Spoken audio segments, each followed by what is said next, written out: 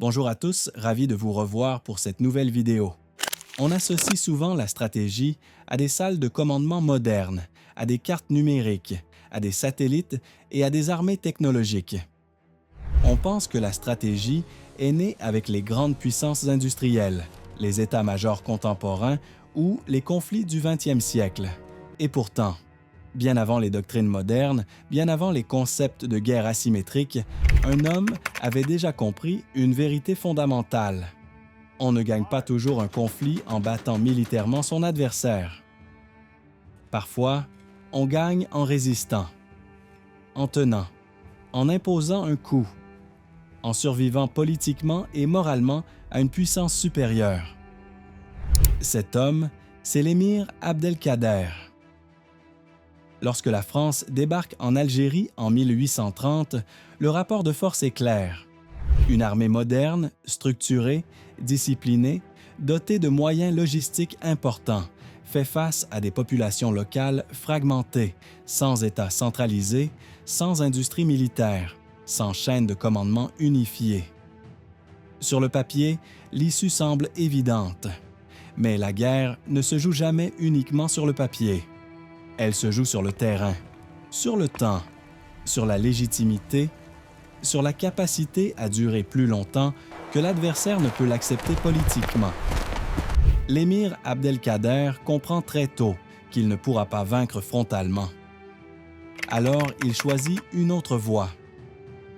L'émir Abdelkader comprend quelque chose que beaucoup de chefs militaires ignorent. Dans un conflit asymétrique, le temps est plus décisif que la victoire tactique. Chaque année de guerre coûte à la France de l'argent, des hommes, de la crédibilité politique. À Paris, il faut justifier une guerre lointaine, longue, sans victoire décisive. Sur le terrain, il suffit à l'émir Abdelkader de ne pas perdre, ne pas être détruit, ne pas disparaître, continuer d'exister politiquement. Il ne cherche pas la bataille décisive, il cherche l'usure. Il comprend que chaque affrontement frontal gagné par la France renforce son contrôle, mais que chaque mois de guerre prolongée affaiblit la volonté politique de Paris. Il transforme donc la guerre en un problème de temps, de coût et de morale. L'émir Abdelkader structure un pouvoir politique là où il n'existait pas.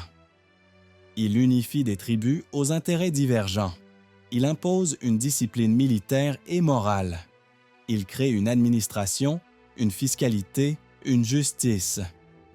Avant même d'être un chef de guerre, l'émir Abdelkader devient un chef d'État en devenir.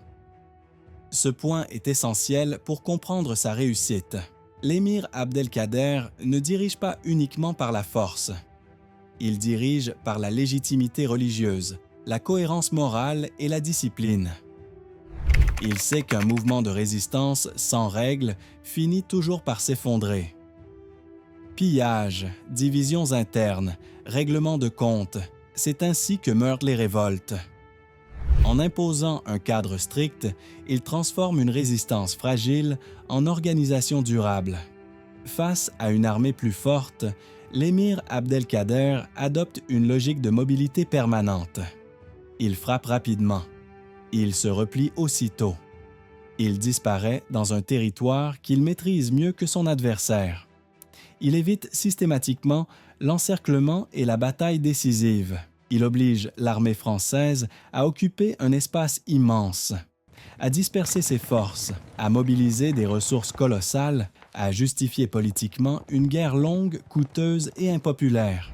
La France gagne des batailles, mais l'émir Abdelkader gagne du temps. Et dans un conflit asymétrique, le temps est une arme stratégique majeure. Mais la véritable force de l'émir Abdelkader ne réside pas uniquement dans sa tactique militaire. Elle réside dans sa compréhension profonde de la morale comme outil stratégique. Il impose à ses troupes une discipline stricte. Les civils sont protégés, les prisonniers sont respectés, les excès sont sanctionnés. Il comprend une vérité simple, la violence incontrôlée détruit toujours la cause qu'elle prétend défendre. Cette posture lui donne une autorité immense, y compris auprès de ses ennemis. L'émir Abdelkader ne combat pas seulement sur le terrain algérien, il combat aussi dans l'esprit de ses adversaires. Il oblige la France à le considérer comme un acteur politique, à négocier, à reconnaître implicitement son autorité. Ce n'est plus une simple insurrection. C'est un rapport de force structuré entre deux projets politiques. Dans toute stratégie, la reconnaissance est déjà une victoire. Mais toute stratégie a ses limites. Avec le temps, la France change de méthode. Elle ne cherche plus uniquement à vaincre l'émir Abdelkader militairement, elle cherche à détruire son environnement politique et social. La guerre devient totale, villages détruits, population déplacée, ressources coupées, terreur systémique. L'émir Abdelkader comprend alors une vérité terrible. Continuer le combat signifie la destruction totale de son peuple. C'est ici que beaucoup se trompent en parlant de défaite. L'émir Abdelkader choisit de se rendre, non pas parce qu'il est vaincu, mais parce qu'il anticipe l'avenir. Il comprend que préserver un peuple vaut parfois plus que prolonger une guerre perdue d'avance. Il accepte la défaite militaire pour préserver l'essentiel: l'honneur, la mémoire, la dignité collective. Exilé, emprisonné, puis libéré, l'émir Abdelkader aurait pu disparaître de l'histoire, mais il fait exactement l'inverse. À Damas, lors des massacres de 1860, l'émir Abdelkader protège des milliers de chrétiens au péril de sa vie. Il impose l'ordre là où l'État a disparu. Il démontre qu'une autorité morale peut parfois être plus puissante que les armes. Ses anciens ennemis le respectent. L'Europe l'admire. Il est décoré, reconnu, étudié. Il perd une guerre militaire, mais il gagne une victoire morale durable. Ce que l'histoire de l'émir Abdelkader nous apprend, c'est que la stratégie ne se limite jamais à la victoire militaire. Elle repose sur le temps, la légitimité, la morale, la capacité à comprendre quand continuer et quand s'arrêter. Dans un monde où les conflits modernes évitent l'affrontement direct, où l'usure, l'image et la durée comptent autant que les armes, l'émir Abdelkader apparaît comme un précurseur étonnamment moderne.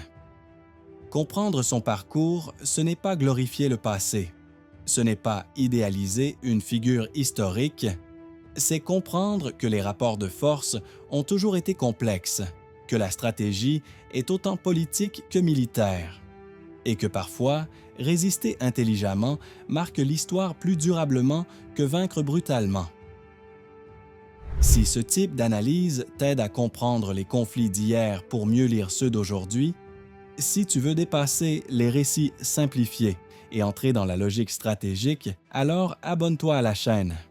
Ici, on ne réagit pas à chaud. On analyse, on prend du recul et on essaie de comprendre le monde tel qu'il est réellement. À très bientôt.